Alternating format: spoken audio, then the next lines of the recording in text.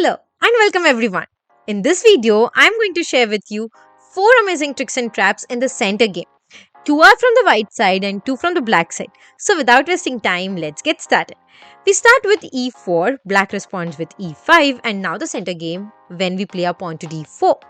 When he captures your pawn on the d4 square, you can immediately recapture it with the queen. Now knight c6 comes with an attack on the queen. This we are going to have a look at in 4 different variations. First, let's start by moving the queen on the a4 square. Now when we go with the queen to a4, that is not more common, but okay, you can do it. The queen goes to e7, attacking the pawn on the e4 square. Now you need to defend this pawn, so you go with your knight to c3, defending it. Knight f6, adding some more pressure on this pawn, and now we can simply pin that knight by playing our bishop to g5. So that knight cannot capture it, and you have removed one of the defender by pinning it.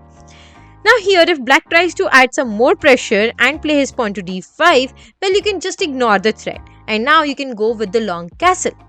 If he gets greedy and captures your pawn on the e4 square, then we can gobble up the queen. What can we do here? You capture it and give away the knight. If he thinks that we are doing a blunder and sacrificing a knight, he captures it with the queen. Then comes the fantastic rook to d8 check. The king captures, the knight cannot capture the rook back as it is pinned.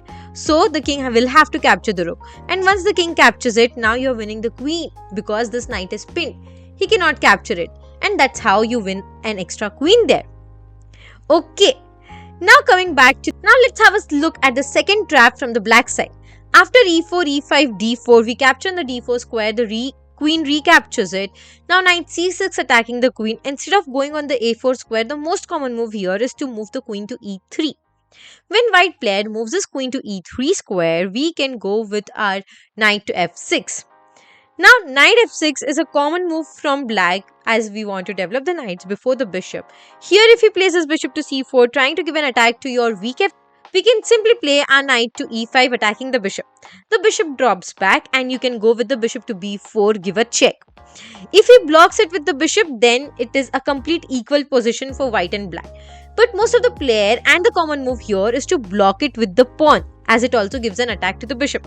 So when he plays his pawn to c3, that is a complete disaster because now you can go with your bishop to c5, give it for free.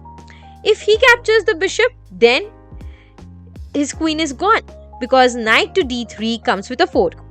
And if he defends the queen by going on the g3 square, trying to attack on your g7 square, then you can immediately sacrifice the bishop, play a bishop to f2, give a check and attack the queen. If the queen is gonna capture it, then knight to d3 forks the king and the queen. And if the king captures it, then the other knight can join the party. We can give a fork by playing a knight to e4, attacking the queen as well as the king. So that's how you are going to win a queen from the black side too. Okay, coming back few moves. Now here after knight c6, queen going back on the Okay, so now coming to the trap number 3. After knight c6, the queen drops back on the e3 square, which is the most common move. Now instead of going knight f6, you can directly go with the bishop to b4 and give a check.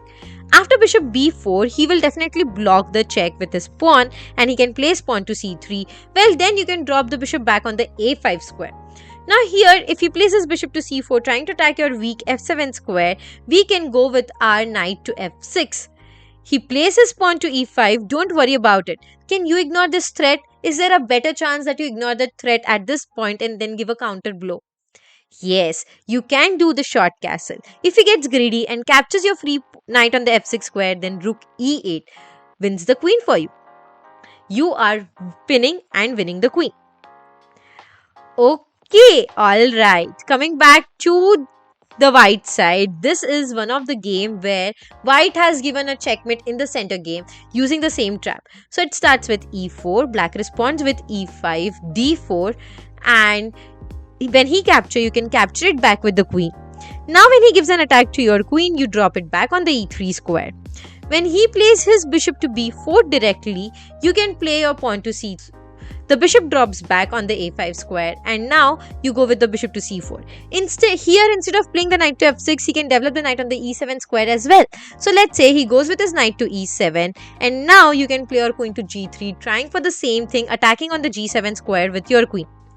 Now, if he defends it by simply castling, then you, instead of going on the bishop to h6, that is not a checkmate because the knight can on g6 can block it anytime. So you do a prophylactic move. He's going to play knight g6, you play pawn h4. Idea is to play pawn h5 and control that g6 square. Now, black might think that he is losing on the king's side, right? So he would want to get his pieces on the king's side.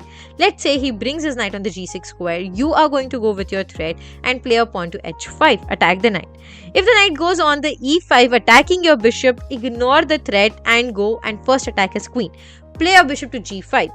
The only way for the queen to save herself is to go on the e8 square, and then comes this beautiful bishop to f6, aiming for a checkmate on the g7 square. Again, the only way to defend the checkmate is to play the pawn to g6. And then you can simply capture on the g6 square with your pawn. If the pawn recaptures it, then rook to h8 is a checkmate. And if the knight block captures it, then you first capture the knight with your queen, sacrifice your knight, the pawn is now forced to capture, and then again rook h8 is a fantastic checkmate. So these were 4 amazing traps in the center game. If you like our video, please hit the like button, subscribe to our channel and share with your friends. I'll see you guys again in the next video.